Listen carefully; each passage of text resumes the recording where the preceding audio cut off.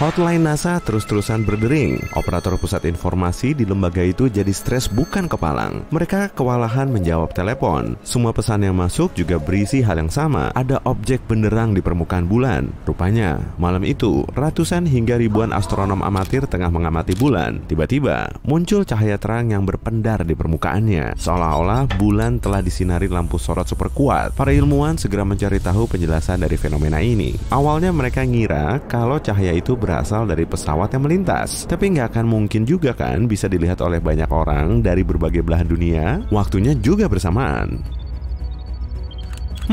Palingan itu cuma satelit Starlink sih. Menurut teori, salah satu dari objek ini kemungkinan lagi iseng bikin para astronom amatir penasaran, sehingga mereka akan ngira kalau cahaya kecil ini sebagai kilatan cahaya bulan. Tapi sekali lagi, kalau memang fenomena ini disebabkan oleh satelit, cahayanya nggak akan diam, tapi bergerak-gerak. Saat sejumlah ilmuwan terus menguak misteri ini, sebagian lainnya mulai meneliti secara lebih mendalam. Mereka telah membuat teleskop baru di utara Seville, Spanyol. Kondisi alam di sana lumayan pas untuk mengamati bulan. Teleskop ini punya dua kamera kontrol jarak jauh yang dikendalikan dari kampus di Jerman. Saat menangkap fenomena tak biasa di permukaan bulan, kedua kamera akan langsung memperbesar citra yang terlihat. Tapi, teleskop ini perlu dipasangi kecerdasan buatan tingkat tinggi agar kameranya bisa membedakan fenomena misterius bulan dengan cahaya pesawat terbang, satelit, atau meteorit kecil yang baru saja memasuki atmosfer bumi. Saat teleskop menjalankan misinya, kita sudah punya teori yang bisa menjelaskan alasan dibalik munculnya kilatan tersebut. Bulan bisa mempengaruhi pasang surut air laut dan samudra di bumi dengan gravitasinya. Bumi juga punya kemampuan yang sama, tapi bedanya gaya yang terlepas bisa sampai 32,5 kali lebih kuat. Saat bulan mengorbit bumi, posisi keduanya bisa sangat berdekatan. Di titik inilah gaya interaksinya paling kuat. Makanya, gaya pasang surut bisa memicu retakan di permukaan bulan dan akibatnya bulan akan melepaskan gas dari bawah permukaannya. Semburan gas kuat akan mengangkat debu bulan, dan cahaya yang terlihat terang dari teleskop astronom sebetulnya hanyalah kabut debu bulat yang bisa memantulkan cahaya matahari. Dari kejauhan, memang terlihat mirip kilat. Saat debunya naik, seolah-olah ada ledakan kecil, dan kilat ini berangsur-angsur pudar saat debu mulai diam. Hal ini memang selalu muncul di permukaan bulan kok, dan sering disebut sebagai fenomena bulan sementara. Selain fenomena ini, banyak juga loh hal unik dan misterius lain yang telah terjadi.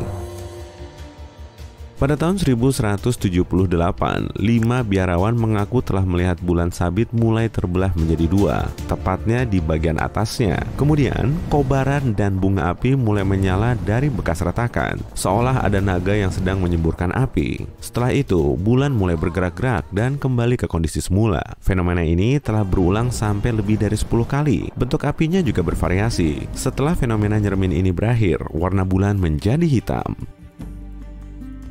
Baru pada abad ke-20, para ilmuwan mulai mencari tahu jawabannya. Mereka berteori, saat itu ada asteroid besar yang menabrak bulan. Akibatnya, permukaan bulan jadi berlubang dan terbentuk kawah Giordano Bruno selebar 15 kali jembatan Brooklyn. Jutaan ton serpihan asteroid juga menabrak bumi, sehingga terlihat seperti hujan meteor yang sangat lebat. Pastinya, angkasa pada saat itu menjadi sangat benderang. Tapi sayangnya, peristiwa ini nggak secara resmi ada dalam catatan sejarah.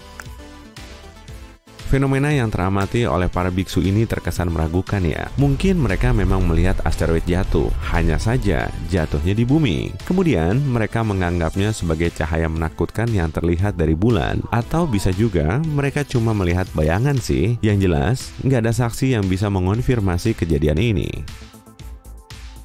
Fenomena unik lainnya berupa pendaran cahaya biru dan merah pada bulan. Cahaya ini bisa dilihat saat bulan sabit dan seringnya terjadi di kawah Aristarchus. Ada kedipan cahaya yang berlangsung sangat cepat, mirip-mirip seperti kilat. Sebetulnya sih bukan kilat, tapi listrik. Peristiwa ini juga disebabkan oleh gaya pasang surut. Jadi, gaya pasang surut telah membuat tekanan mekaniknya terakumulasi di bebatuan bulan, sehingga menghasilkan medan listrik, lalu menciptakan kilatan biru yang memukau banyak astronom amatir.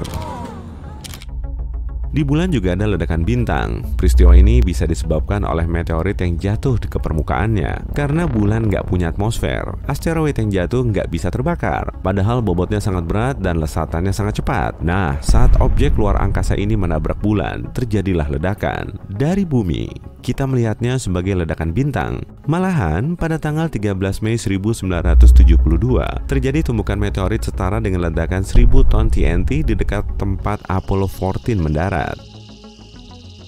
Kalau manusia hidup jauh lebih awal, kita mungkin telah menyaksikan kilatan terang yang terus-terusan muncul di permukaan bulan. Semua kawahnya terbentuk oleh hantaman meteor serupa. Udah kayak kembang api yang menyala bertahun-tahun lalu kan? Sebagian meteorit juga bermanfaat karena mengandung air.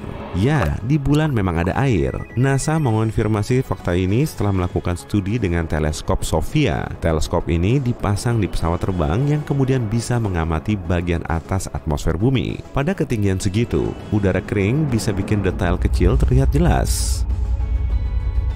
Kemungkinan air tersebut berada di kawah kutub bulan. Area ini memang enggak disinari cahaya, dan menurut perkiraan, air di sana diselimuti oleh es. Tapi SOFIA juga mendeteksi kalau sebagian air terpapar oleh cahaya matahari. Wujudnya memang cuma berupa molekul H2O di lapisan debu. Tapi penemuan ini nggak bisa dianggap remeh. Kalau semua airnya terkumpul, jumlahnya memang nggak seberapa. Kandungan air di gurun Sahara saja sekitar 100 kali lebih banyak.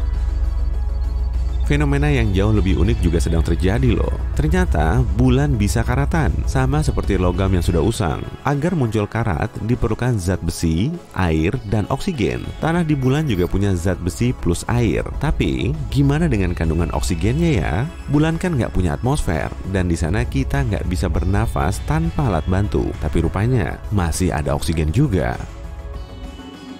Angin surya telah membawanya. Angin dari bintang induk kita ini bergerak dengan kecepatan super ngebut, lalu mengikis oksigen dari atmosfer atas bumi dan membawanya lebih jauh menembus ruang angkasa. Akhirnya, angin bermolekul oksigen ini mencapai bulan. Tada! Semua bahan terbentuknya korosi sudah tersedia, dan biji besi di permukaan bulan mulai berwarna kemerahan. Kalau proses ini terus berlangsung, bulan kita akan terlihat seperti Mars. Warnanya akan jadi oranye kemerahan. Warna khas ini berasal dari proses korosi sejak ribuan tahun lalu, saat Mars masih punya sungai dan laut berisi air serta atmosfer yang mengandung oksigen. Objek aneh lainnya yang bisa dilihat di bulan berupa jejak aktivitas manusia. Antara tahun 1969 dan 1972 ada 12 benda yang berasal dari program Apollo. Secara keseluruhan, ada 6 lokasi pendaratan, dan disitulah para astronot meninggalkan banyak barang.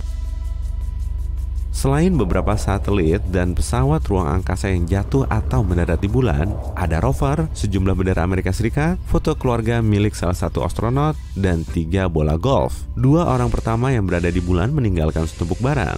Sebelum kembali ke bumi, mereka membawa banyak contoh tanah dan bebatuan, dan untuk membawanya, mereka harus menyingkirkan semua barang yang tidak diperlukan di modul lunar, kamera TV, alat pengumpul sampel, peralatan sains, bahkan sandaran tangan dari kursi. Para astronot berdiri di luar modul lunar selama 8 menit penuh untuk membuang segunung barang yang tidak diperlukan. Kalau kamu mengumpulkan dan menimbang semua barang ini, beratnya bisa mencapai 199 ton, setara dengan berat 3 lapis tank baja atau 3 pesawat penumpang besar. Aneh tapi nyata. Selain dipenuhi kawah, permukaan bulan juga ternyata punya lubang raksasa unik berupa terowongan. Terowongan ini ditemukan saat pengorbit bulan asal Jepang tengah mengumpulkan data di sekitar lubang bulan, tepatnya di pintu masuknya. Para peneliti mendeteksi pola gema spesifik yang nunjukin adanya area berongga, dan mereka juga nemu pola gema lain di sekitar lubang, jadi kemungkinan di situ terdapat banyak terowongan bulan.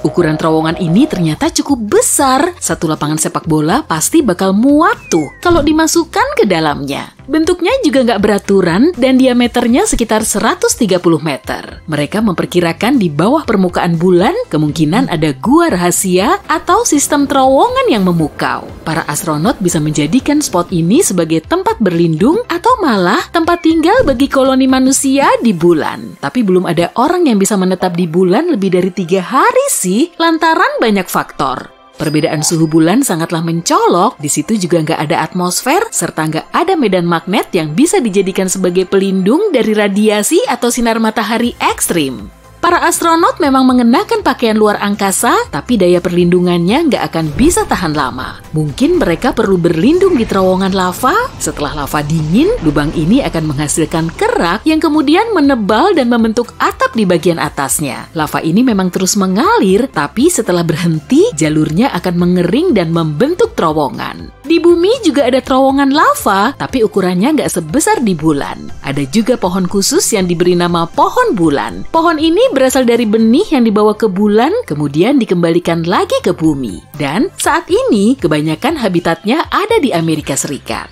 Bumi 27% lebih besar dari bulan dan bobotnya jauh lebih berat. Gravitasinya juga jauh lebih kuat. Jadi saat kamu menjatuhkan batu ke permukaan bumi, lajunya akan lebih cepat. Beban 68 kg di bumi cuma akan seberat 11 kg di bulan. Di antara sekian banyak satelit yang mengelilingi bumi, cuma bulan yang jadi satelit alami kita. Objek ini terbentuk setelah planet seukuran Mars menabrak bumi sekitar 4,6 miliar tahun yang lalu atau sesaat setelah matahari dan tata surya kita terbentuk. Pasca tabrakan, uap awan batuan mengorbit di sekeliling bumi, kemudian mendingin dan akhirnya berubah menjadi objek padat kecil berbentuk cincin. Objek ini berubah menjadi bulan dan membentuk kawah bekas tabrakan. Kalau kamu berdiri di permukaan bulan, bayanganmu akan lebih gelap daripada di bumi. Di situ nggak ada atmosfer yang bisa menghamburkan cahaya dan menghasilkan bayangan terang. Io, salah satu satelit Jupiter, punya ratusan gunung berapi dan letusannya sangat dahsyat. Malah terkadang juga melontarkan gumpalan asap setinggi 400 km ke atmosfer. Letusan ini terjadi karena gravitasinya sangat tinggi, bagian dalam Io meregang dan mengempis saat jaraknya lebih dekat dengan Jupiter, kemudian menjauh lagi. Maka terbentuklah energi yang memicu aktivitas vulkanik sedahsyat itu. Selain planet, benda langit yang lebih kecil juga kadang memiliki satelit. Pada tahun 1993 lalu, para peneliti mendeteksi asteroid yang diameternya 32 km punya satelit berdiameter 1,6 km. Pancaran cahaya bintang induk kita, matahari, 400.000 kali lebih terang dari bulan. Bulan cuma memantulkan cahaya matahari, jadi nggak bisa memancarkan cahayanya sendiri. Intensitasnya juga bergantung pada posisi bulan, bumi, dan matahari. Satelit alami kita ini berjarak sekitar 32 kali diameter bumi dan jarak terdekatnya sekitar 29 kalinya. Saat langit malam begitu gelap dan cerah, seakan-akan bulan purnama bisa kita raih ya, tapi mustahil juga dong, karena jaraknya sejauh 400.000 kilometer. Di bulan juga ada air loh, tapi bukan berupa genangan atau danau, melainkan butiran es abadi di sisi gelap bulan alias di dekat kutubnya. Menurut para ilmuwan, air di situ sudah ada sejak bulan dan bumi kita masih digempur asteroid dan komet yang memang membawa air berwujud es. Peristiwa ini kemungkinan telah menghasilkan danau dan lautan di bumi, jadi nggak cuma menjatuhkan air es ke permukaan bulan. Penelitian terbaru membuktikan bagian dalam bulan ternyata mengandung air yang bisa naik ke permukaan selama aktivitas vulkanik. Di bumi pun bisa terjadi proses serupa. Di antara 200 satelit di tata surya kita, ukuran bulan paling besar kelima, sedangkan satelit Jupiter, Ganymede, berukuran paling besar atau hampir 1,5 kali lebih besar dari bulan. Apollo 11 menjadi misi pertama yang merealisasikan pendaratan manusia di bulan. Momen super penting ini disiarkan di seluruh dunia, tapi prosesnya agak tersendat oleh badai angin kencang yang saat itu menerjang Australia. Di situ terpasang parabola Parker yang fungsinya menangkap sinyal siaran dari bulan. Bulan nggak berbentuk bulat sempurna, tapi agak menyerupai telur dan bagian yang lebih melengkung mengarah ke bumi. Bentuk uniknya ini dipengaruhi oleh rotasinya sendiri.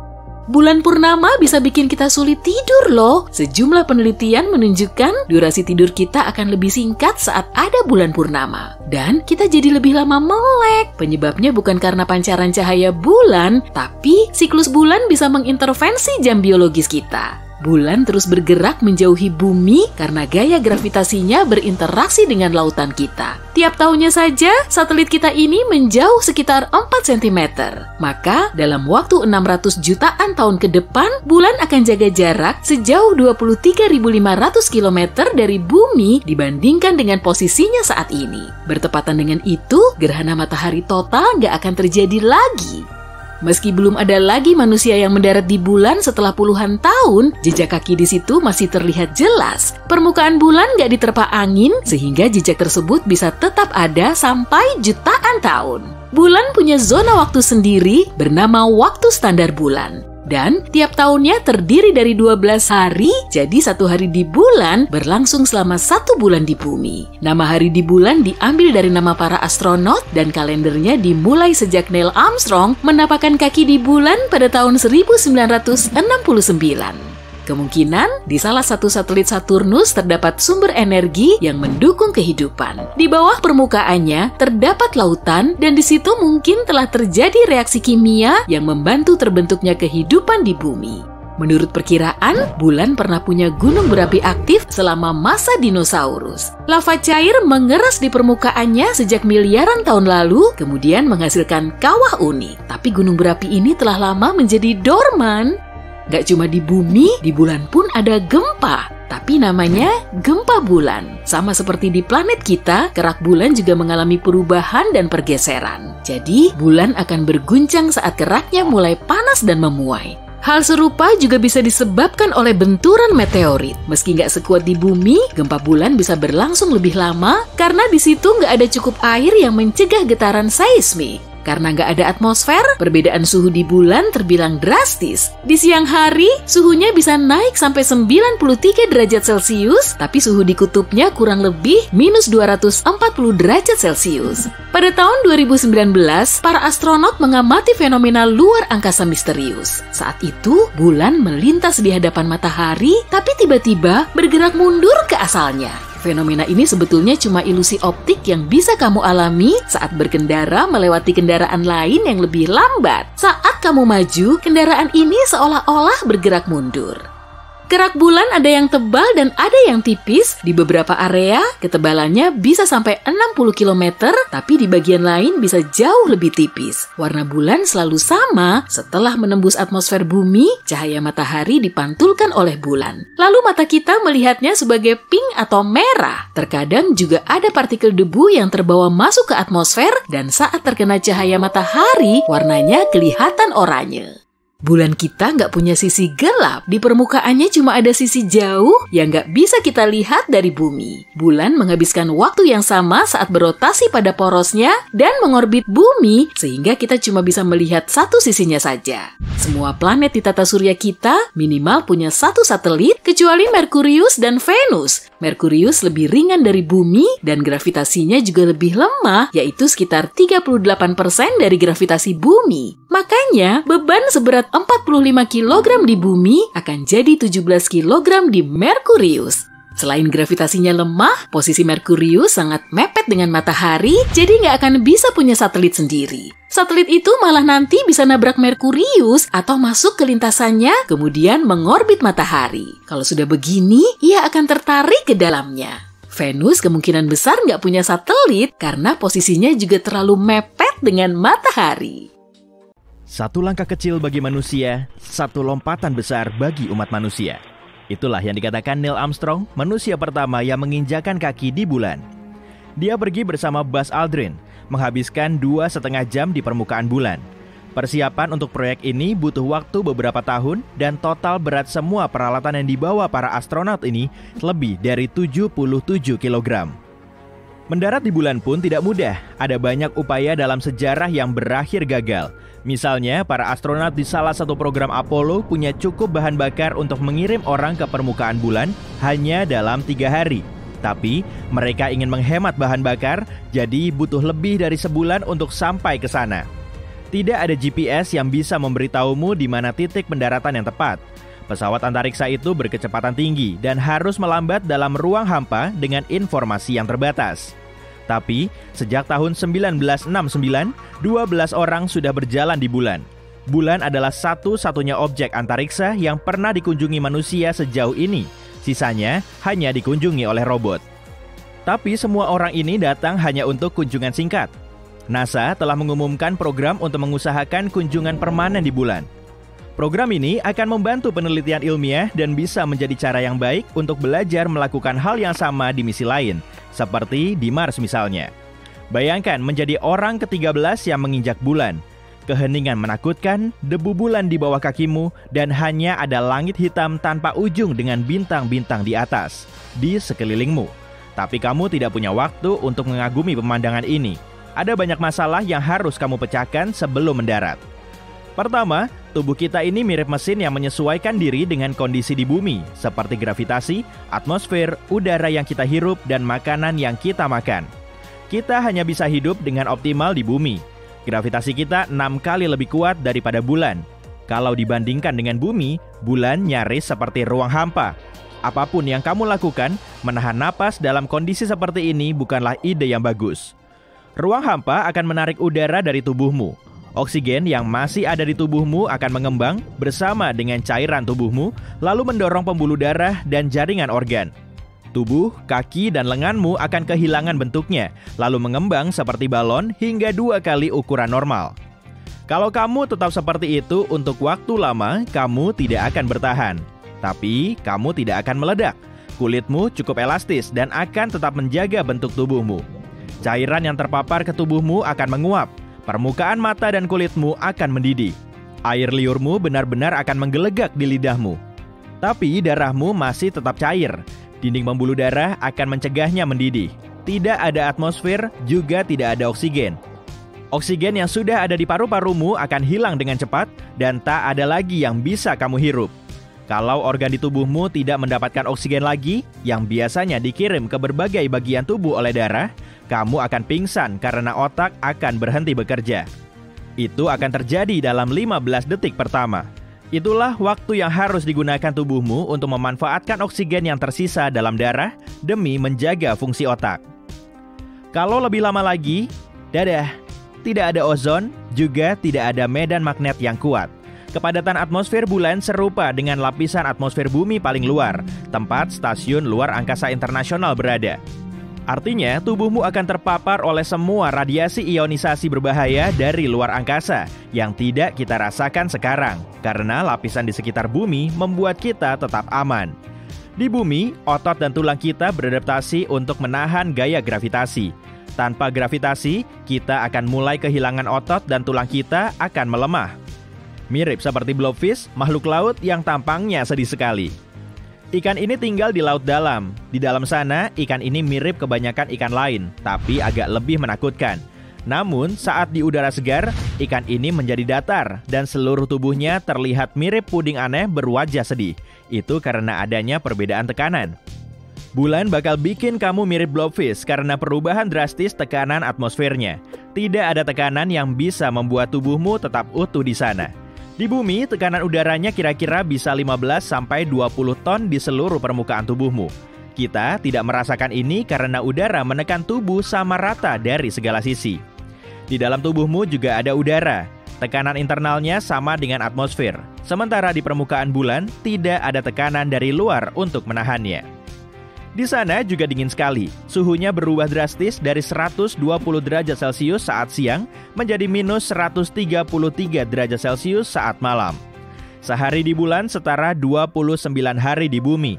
Artinya, kamu akan menghabiskan 14,5 hari dalam cahaya yang tak tertahankan dan 14,5 hari berikutnya dalam kegelapan kosmik mengerikan. Tubuhmu bisa membeku pada malam hari, sama seperti di tempat lain di luar angkasa. Tergantung di mana kamu berada, ini akan terjadi dalam waktu 12 hingga 26 jam. Atau, kalau kamu mengunjungi bulan pada siang hari, kamu bakalan kepanggang sampai crispy. Lebih baik melakukan apa yang dilakukan Apollo 11 dan datang saat fajar. Permukaan bulan belum begitu dingin, dan masih ada cukup waktu sampai akhirnya suhunya menghangat. Meski kamu selamat dari semua ini, ada jutaan serangan meteor setiap tahun. Belum lagi partikel batuan atau debu kecil yang bergerak cukup cepat dan bahkan puing-puing pesawat antariksa serta satelit di sana. Kita tak akan mampu bertahan dalam kondisi seperti ini selama lebih dari 1 menit. Untuk bertahan dan bisa menetap sedikit lebih lama di bulan, hal pertama yang harus kamu lakukan adalah mendapatkan perlindungan dari radiasi. Kamu butuh tekanan atmosfer yang mirip dengan bumi dan pastinya harus stabil. Kamu harus menjaga suhu di sekitarmu agar tubuhmu tidak membeku atau kelelahan. Kamu butuh perlindungan dari puing-puing antariksa dan debu kosmik, serta oksigen yang dapat dihirup. Oh iya, kamu juga butuh sistem komunikasi, air, makanan, dan mungkin beberapa hal lain agar kamu bisa hidup dengan normal. Pada tahun 1982, NASA mulai menggunakan unit mobilitas luar kendaraan atau EMU untuk beraktivitas di luar angkasa. Misi Artemis terkini telah mendorong pengembangan pakaian antariksa baru. XEMU adalah pakaian antariksa generasi baru yang luar biasa. Mungkin pakaian ini akan dipakai secara rutin dalam beberapa tahun. Pakaian ini punya persediaan oksigen, baik untuk bernapas dan untuk menjaga tekanan yang menjaga tubuhmu. Ada satu bagian dari pakaian ini, yaitu garmen pendingin cair yang bersifat form-fitting, alias pas sempurna dengan bentuk tubuhmu dan punya sistem yang menerima air dingin untuk mengalirkannya ke seluruh pakaianmu. Dengan begitu, suhu di dalamnya tetap berkisar di 20 derajat Celcius. Air menyerap panas dan kemudian bergerak ke bagian kedua, yaitu XPLSS di pakaianmu. Bulan adalah satu-satunya satelit alami permanen bumi, satelit terpadat kedua setelah bulan Ionya Jupiter. Bulan terbentuk akibat benturan yang dikenal sebagai tuburukan besar. Sebuah objek antariksa seukuran Mars menabrak planet kita 4,6 miliar tahun lalu, tak lama setelah ada tata surya dan matahari. Awan dari batu menguap terbentuk, terbuat dari campuran partikel dari bumi dan unsur lainnya. Awan ini kemudian mengitari planet kita, mendingin dan berubah menjadi objek melingkar yang padat. Kemudian, semua berkumpul dan begitulah bulan terbentuk. Bulan punya beberapa hal keren, seperti air unik yang bergerak dan melompat-lompat saat permukaannya menjadi lebih hangat atau lebih dingin sepanjang hari. Air ada di sana sampai akhirnya meleleh atau memanas dan sampai ke atmosfer bulan. Air ini kemudian mengapung dan sampai ke daerah yang cukup dingin untuk kembali ke permukaan. Bulan selalu menunjukkan wajah yang sama ke kita. Sisi dekatnya ditandai dengan dataran gelap yang cukup besar. Masih ada jejak di permukaan bulan karena belum ada yang ke sana lagi sejak 1972. Tahunnya Apollo terakhir. Tidak ada kegiatan geologi di sana seperti gunung berapi dan gempa. Juga tidak ada hujan atau angin yang bisa menghapus jejak ini. Bagaimana menurutmu? Apa sudah saatnya kita membuat jejak yang baru? Oke, coba angkat tangan. Siapa nih yang masih percaya kalau matahari mengorbit bumi? Nggak ada ya? Tapi orang di zaman dulu meyakini konsep ini loh, karena kelihatannya memang begitu. Matahari terbit di ufuk timur, kemudian terbenam di sebelah barat. Lalu terbit lagi di sebelah timur. Faktanya memang begitu. Lalu apakah ini berarti kalau matahari mengelilingi bumi kita?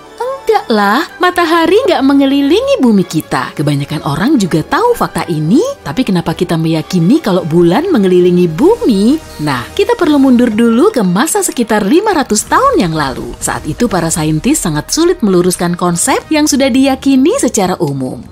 Nicolaus Copernicus menjadi orang pertama yang mengemukakan teori heliosentris atau matahari sebagai pusat tata surya kita sekitar tahun 1510. Itu pun gak bisa dia lakukan secara terang-terangan di muka umum karena dia cuma diam-diam mengirim surat ke astronom lain. Di dalam surat itu, dia menjelaskan mereka perlu stop melihat bumi sebagai pusat tata surya dan mereka perlu menggantinya dengan matahari. Karena teori ini lebih mudah dipahami dan lebih valid secara astronomi. Tantangan Copernicus dalam menyebarkan teori ini juga dipengaruhi oleh inovasi konseptual lain yang signifikan, yaitu bumi juga ternyata berotasi. Konsep bumi berotasi yang dicetuskan oleh Copernicus bertentangan dengan 5 deskripsi literal bumi di Alkitab yang menyatakan kalau dunia ini tegak dan tidak goyang. Sebisa mungkin gereja mempertahankan perspektif tersebut. Sebagai jemaat gereja, Copernicus menganggap dirinya terlalu berisiko untuk tampil dengan teori heliosentrisnya yang revolusioner. Tapi 100 tahun kemudian, Galileo Galilei mengungkapkan teori ini secara terbuka. Dia punya bukti pengamatan sebagai pendukungnya karena dia punya teleskop. Di awal tahun 1610, Galileo pertama kali mengamati satelit Jupiter dan mengamati orbitnya. Ternyata satelit Jupiter juga mengelilingi Jupiter. Satelit ini mengelilingi planet raksasanya dalam orbit langsung, jadi nggak seperti bulan kita yang mengorbit matahari bersama bumi. Nama Galileo semakin dikenal setelah dia menemukan gerakan orbital yang nggak heliosentris. Penemuannya ini nggak sejalan dengan pandangan umum kala itu, sehingga mulai menggoyahkan anggapan tentang kosmologi yang berpusat pada bumi. Dia memang seorang revolusioner. Masih di tahun yang sama, Galileo juga nemu fakta lain. Dari teleskopnya yang cuma punya apertur 38 mm itu, dia mengamati kalau Venus juga punya fase seperti bulan. Kemudian Galileo menuliskan bukti Venus yang mirip dengan bulan ini di buku catatannya dalam bahasa Latin. Gak ada penjelasan lebih lanjut soal Venus yang mengelilingi matahari sih. Banyak orang juga takut nyobain teleskop Galileo saat dia menaruhnya di alun-alun kota Pisa. Mereka khawatir pendirian mereka akan goyah. Memang aneh sih, tapi kita juga mengalami hal yang sama saat dihadapkan pada konsep bulan yang mengelilingi matahari, seakan-akan bulan menjadi planet ganda bumi. Orang awam dan para ilmuwan tetap menggunakan kata bulan seperti nama resminya dalam Persatuan Astronomi Internasional. Satelit alami kita ini mengelilingi bumi dan memperlihatkan berbagai fase selama bulan lunar atau moon. Para penggemar bulan biasa memakai istilah ini untuk nyebutin siklus bulan selama 29,5 hari. Beginilah buku pelajaran di sekolah kita ngejelasin soal fase bulan yang juga sejalan dengan keyakinan kita saat ini. Jadi, bumi kita berperan sebagai pusat bulan, kemudian ada bulan yang mengelilingi bumi. Inilah yang disebut dengan perspektif geosentris bulan karena kita melihatnya dari sudut pandang bumi. Bulan mulai muncul, kemudian hilang, lalu muncul lagi, maka bulan kita mengelilingi bumi. Padahal kalau diamati dari luar angkasa, nggak kelihatan begitu. Mengamati bulan dengan cara pandang Copernicus seperti ini sudah nggak relevan. Dan kita perlu melihatnya dari perspektif heliosentris seperti objek lain di tata surya. Fase bulan dari perspektif geosentris memperlihatkan bumi yang cuma diam dan berada di tengah lintasan bulan selama sebulan. Tapi planet kita kan bergerak. Bumi mengelilingi matahari dengan kecepatan mencapai 106.000 sampai 109.000 km per jam. Jadi posisi bumi nggak cuma diam saat dikelilingi bulan. Anggapan ini menyesatkan dan sangat keliru. Perspektif heliosentris bumi dan bulan yang sama-sama bergerak di luar angkasa akan terlihat seperti ini. Bulan nggak bergerak mengelilingi bumi, tapi bergerak bersama bumi mengelilingi matahari. Satelit alami kita ini mengelilingi matahari dalam lintasan sinusoidal alias bolak-balik melewati lintasan bumi yang terus maju. Amati baik-baik deh, bulan juga selalu maju. Objek ini nggak akan bergerak mundur ke arah matahari maupun bumi. Karena geraknya selalu maju secara sinusoidal, bulan nggak bisa disebut mengorbit seperti satelit lain mengorbit planetnya dalam lintasan elips. Bulan nggak mengorbit bumi, tapi satelit kita ini mengorbit matahari bersama bumi, atau bulan dan bumi sama-sama mengorbit matahari. Copernicus dan Galileo tentu akan setuju dengan pernyataan ini, tapi sains sekarang masih sulit menerima perspektif heliosentris bulan. Mungkin akan ada banyak buku yang harus dicetak ulang. Para ahli astronomi yang selama ini keliru juga perlu bikin klarifikasi. Makanya, perspektif heliosentris revolusioner bulan ditentang keras agar teori ini nggak diterima secara luas. Salah satunya yaitu bulan yang nggak pernah keluar dari tarikan gravitasi bumi, sehingga kita perlu menganggapnya sebagai satelit bumi atau dalam istilah astronominya dinamakan orbital. Bulan memang nggak pernah keluar dari tarikan gravitasi bumi, makanya nggak terpental jauh dari planet kita. Tapi dalam representasi jelasnya, bulan selalu terlihat mengelilingi bumi di dalam tarikan gravitasinya. Ini juga kurang tepat, bulan nggak bergerak kembali menuju bumi seperti dalam orbit elips, jadi pendapat tersebut bisa disanggah. Astronom yang menyatakan kalau bulan selalu ada di dalam tarikan gravitasi bumi sebagai bukti orbital, nggak mempertimbangkan gerakan sinusoidal bulan yang terus maju. Kecepatan bulan meninggalkan gravitasi bumi tercatat sekitar 4.320 km per jam. Dan kecepatan relatifnya terhadap bumi sekitar 3.600 km per jam. Kira-kira kekuatan apa ya yang bisa memberinya tambahan 720 km per jam untuk keluar dari gravitasi bumi? Menurutmu apa? Kalaupun hal tersebut bisa terjadi, akibatnya pasti sangat mengerikan. Sanggahan lain terkait perspektif heliosentris bulan juga ada, terutama yang berkaitan dengan barycenter sistem bumi dan bulan. Jadi sederhananya, barycenter adalah pusat gravitasi antara bumi dengan bulan. Bayangin kamu lagi naik jungkat-jungkit bareng pemain football profesional di taman kota, berapa jauh jarak kalian berdua supaya jungkat-jungkitnya seimbang? Nah, dia perlu duduk di dekat bagian tengah jungkat-jungkit. Dan di situ, kamu diibaratkan sebagai bulan, sedangkan si pemain sebagai bumi. Barycenter alias titik keseimbangan sistem bumi dan bulan berada 1.600 km di dalam bumi. Para astronom menyebutkan titik seimbangnya ini yang kemudian mengorbit matahari. Kita juga bisa menyebutnya sebagai perspektif heliosentris. Copernicus dan Galileo pasti akan setuju kok. Tapi sebagian astronom kelihatan sering nambahin animasi geosentris bulan yang mengorbit bumi dengan barycenternya biar mereka bisa bikin bulan mengorbit bumi. Tapi kesannya mereka kayak menggabungkan dua sudut pandang yang sangat berlainan dalam satu animasi. Bisa jadi standar ganda kan? Ada juga masalah sistem planet ganda yang bikin kita sulit membantah kalau bulan memang mengorbit matahari. Persatuan Astronomi Internasional juga nggak menganggap bulan dan bumi sebagai planet ganda. Alasannya karena barycenter sistem bumi dan bulan ada di dalam bumi. Bener juga sih.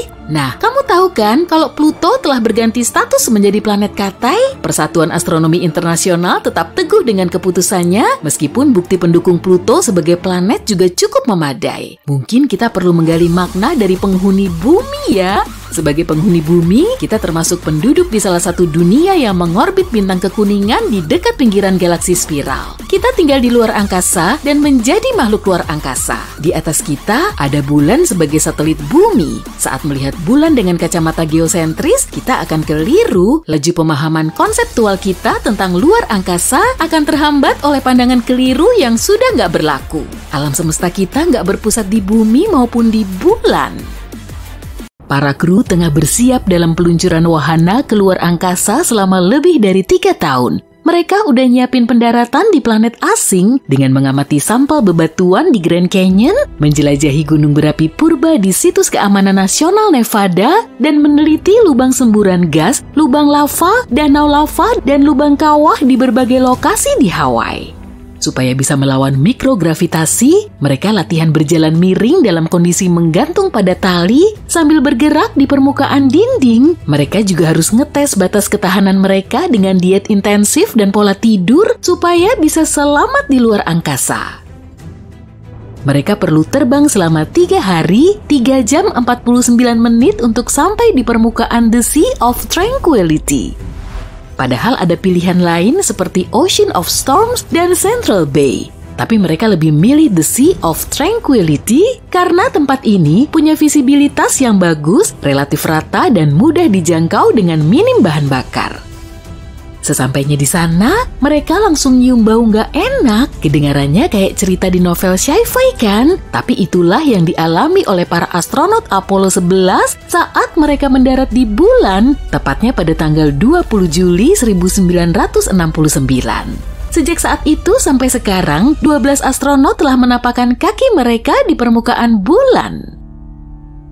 Bulan sudah kita anggap sebagai tetangga bumi di ruang angkasa. Tapi ternyata, satelit alami kita ini masih menyimpan banyak misteri. Sebetulnya wajar aja sih, karena bulan selalu nunjukin sisi yang sama. Hal ini bisa terjadi karena bumi dan bulan berotasi pada kecepatan yang sama, jadi kita menganggapnya selalu diam. Padahal itu bukan posisi permanennya.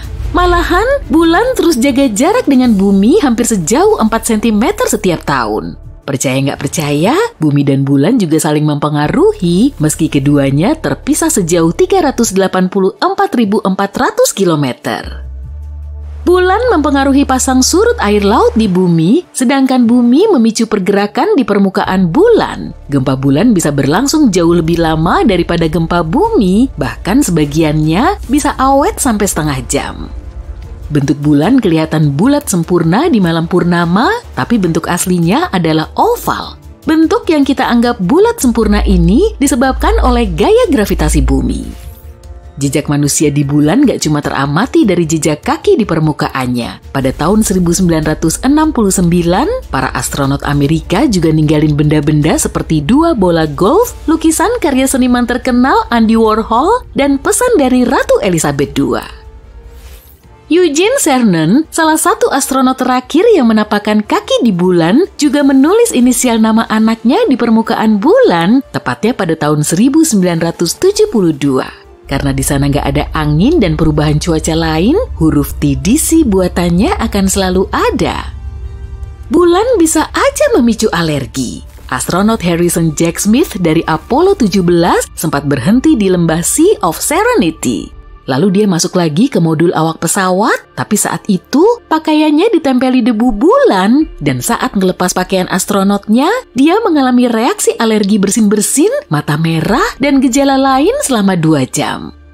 Bulan punya zona waktu khusus karena posisinya mepet ke bumi, kita menyebutnya sebagai waktu standar bulan. Tapi waktu di sana nggak sama kayak di bumi loh, dan untuk mengonversinya juga agak rumit. Jadi singkatnya begini, 1 tahun di bulan terdiri dari 12 hari, dan 1 hari di sana kurang lebih selama 1 bulan di bumi.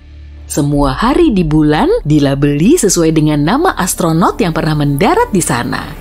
Lalu, awal tahunnya bertepatan dengan tanggal pendaratan Neil Armstrong di permukaan bulan. Dengan kata lain, awal tahun di kalender bulan dimulai pada tanggal 21 Juli 1969 pukul 2:56.15 GMT. Karena atmosfernya super tipis, suhu bulan juga sangat ekstrim. Di area panas, suhu bulan bisa mencapai 93 derajat Celcius. Tapi di area kutubnya cuma sekitar minus 240 derajat Celcius. Para saintis telah meneliti keterkaitan antara bumi dan satelit alaminya sejak dahulu kala. Mereka terus melakukan pengamatan untuk mencari tahu kenapa bulan punya pengaruh besar bagi kita. Para saintis dan filsuf di abad pertengahan juga beranggapan kalau sebagian orang cenderung mengalami kondisi kesehatan tertentu saat bulan purnama. Tapi mereka belum bisa mengungkap alasannya, makanya di zaman dulu para penderita gejala ini sering disebut lunatik, atau secara literal berarti sakit bulan. Siklus bulan juga mempengaruhi makhluk hidup di bumi selain manusia. Nyatanya, para pemilik anjing 28% lebih rentan melarikan anabulnya ke dokter hewan selama bulan purnama. Mungkin karena ini juga ya, serigala suka melolong di malam bulan purnama, apalagi di budaya populer. Tapi para saintis belum bisa ngejelasin keterkaitan antara perilaku serigala dengan siklus bulan. Jadi kemungkinan itu cuma mitos.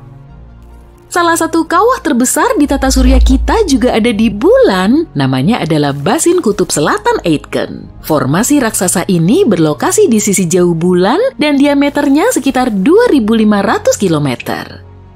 Fenomena bulan yang juga masih nyisain banyak tanda tanya adalah cahaya aneh di permukaannya. Para saintis menamakan cahaya ini sebagai TLP, kependekan dari Transient Lunar Phenomena atau fenomena bulan sementara. Cahaya ini ternyata udah diamati di seluruh dunia selama berabad-abad loh. Salah satunya terjadi pada tahun 1178. Para rahib dari Canterbury mengklaim telah melihat obor menyala di permukaan bulan setelah matahari terbenam.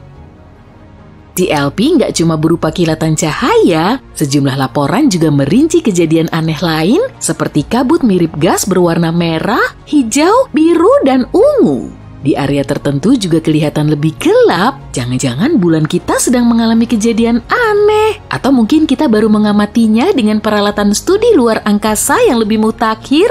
Para saintis telah mengembangkan berbagai teori untuk mencari tahu penyebab fenomena ini. Kilatan aneh di permukaan bulan bisa disebabkan oleh banyak hal, mulai dari tabrakan meteor sampai aktivitas elektrostatis. Tapi setiap kejadiannya sulit dijelasin secara gamblang karena sebagian besar TLP cuma dilaporkan oleh pengamat tunggal atau hanya terjadi di satu lokasi. Karena di bulan gak ada aktivitas seismik yang terlihat, kita bisa ngelihat kilatan cahaya aneh di permukaannya. Getaran di permukaan bulan bisa memicu ledakan gas yang memantulkan cahaya sehingga cahayanya bertambah terang. Sebagian saintis menyatakan sisa-sisa aktivitas geologi juga bisa menjadi penyebab fenomena aneh ini. Cukup bikin kaget kan? Tapi yang kita tahu, di bulan gak ada kehidupan. Kamu tahu kan kalau bulan juga bisa berubah warna? Penjelasan ilmiahnya udah banyak tersedia. Selain itu, bulan kelihatan abu-abu kecoklatan saat diamati dari luar atmosfer bumi. Kalau dilihat dari permukaan bumi, warnanya akan berubah tergantung pada berbagai faktor. Bulan di dekat kaki langit kemungkinan besar akan kelihatan kuning atau kemerahan. Bulan biru yang super langka itu menandakan kalau kita mengamatinya dari atmosfer yang mengandung banyak partikel debu. Bulan ungu juga kadang muncul, tapi penyebab munculnya warna ini masih menjadi perdebatan. Kita nggak tahu pasti kalau di permukaan bulan ada air. Dan kalaupun memang ada, kita nggak bisa mastiin jumlahnya. Jadi manusia belum bisa mendiami bulan.